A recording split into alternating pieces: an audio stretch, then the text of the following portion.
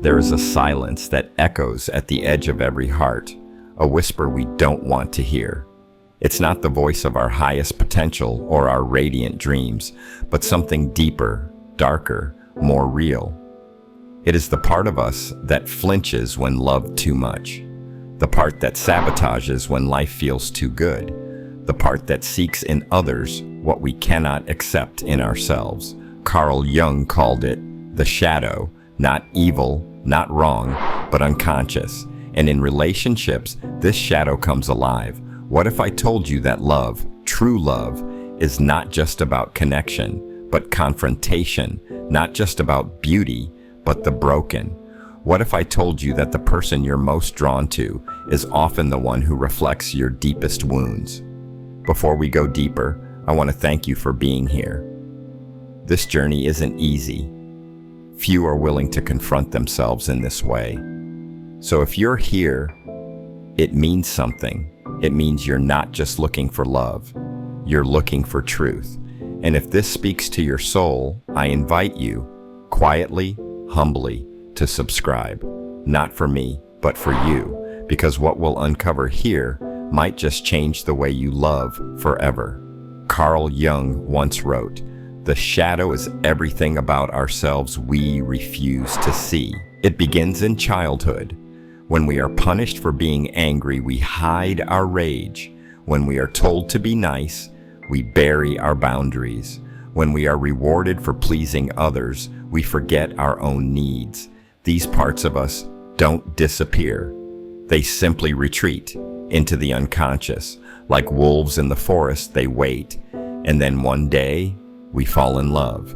And suddenly, all the pieces we thought we had hidden come rushing back. Why do we become possessive, jealous, insecure? Why do we blame? Why do we run? Why do we fall for people who feel familiar in a painful way? Because love brings the shadow into the light. The very qualities we buried now appear in the other. We project what we cannot own. If we reject our vulnerability, we fall for someone sensitive, then resent them for being too emotional. If we reject our ambition, we fall for someone powerful, then accuse them of being controlling. If we reject our wildness, we fall for someone free, then feel abandoned. Do you see? Love is the mirror, but we don't always recognize our reflection. When the shadow is denied, relationships become battlegrounds of projection. Instead of seeing our partner as they are, we see them through the lens of our wounds.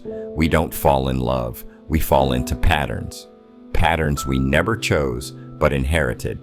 Patterns shaped by trauma, silence, and forgotten pain. We say, they make me feel abandoned. But the truth may be, we never learned how to be with ourselves. We say, they never listened to me. But maybe, we've never truly spoken our needs. We say, they are too cold, too distant. But perhaps, we are terrified of being seen. The shadow doesn't just live in what we dislike, it also hides in what we idealize. Have you ever placed someone on a pedestal only to be crushed when they disappointed you? That too is shadow. We idealize what we have not yet embodied. We fall for someone's confidence because we haven't claimed our own. We crave their calm because we fear our chaos. And when the illusion shatters, because it always does, we are left not just grieving the person, but grieving the parts of ourselves we hoped they would fix. Midpoint. Music deepens, gentle pause, indirect call to subscribe. If you're still watching, it means you're doing the hard work, facing your reflection.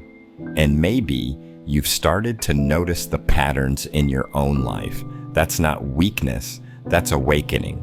So take a breath. And if this resonates, you know what to do. Not because you're supposed to, but because you're ready. To truly love another, we must first become aware of our projections. We must reclaim what we've exiled. This isn't about perfection, it's about presence. Start by asking, what do I criticize most in others? What do I envy? What do I fear they'll see in me? These questions are doors to the shadow. As Jung wrote, one does not become enlightened by imagining figures of light, but by making the darkness conscious. It's not enough to fall in love. We must learn to stay in love with eyes wide open. That means owning our triggers, taking responsibility for our projections, choosing curiosity over blame. It means saying, I feel abandoned. Not, you're abandoning me. I feel unseen. Not, you don't care. It's a practice, a path, a daily unraveling of illusion, and it begins with the courage to see yourself clearly. What if relationships are less about finding someone and more about remembering something? What if love is a path back to the parts of ourselves we lost along the way? Jung believed that wholeness, not happiness, was the goal of the human psyche. And love, especially romantic love, is one of the most powerful forces that pushes us toward wholeness. It's through heartbreak that we find humility. Through longing, we find our wounds. Through connection, we awaken to our need for inner integration. So the next time your partner triggers you, pause. Ask yourself, what is this moment asking me to heal? Not fix in them, but heal in me. This reframe changes everything, from conflict to catalyst, from drama to depth, from blame to breakthrough, because your shadow doesn't want to destroy your relationships. It wants to deepen them. It wants you to know that every outburst, every jealousy, every shutdown holds a message. And the message is always this: you are worthy of seeing your whole self, even the parts you've kept hidden. What love asks of us.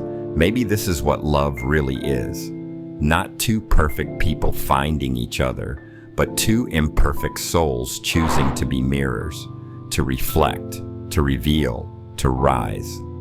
Love asks us to see our partner not as savior or villain, but as teacher, to hold their wounds gently while healing our own, to recognize that every frustration is a map, every trigger a trail, and the destination, not them, not even us, but truth. The truth of who we are when no one's watching, the truth of the patterns we've repeated for decades, the truth of the child still hiding behind adult armor. And if we dare to love from that place, we don't just heal the relationship, we heal the self. So I leave you with this. When you look at your partner, your ex, your next, ask not, do they love me, but what are they showing me about myself? And then listen. If this journey stirred something in you, subscribe, share, reflect, not for the algorithm, but for the evolution. Because you are not alone, and your shadow is not your enemy. It is your invitation to love more deeply, to live more honestly, to meet yourself again and again with grace. Until next time, stay curious, stay conscious, stay kind.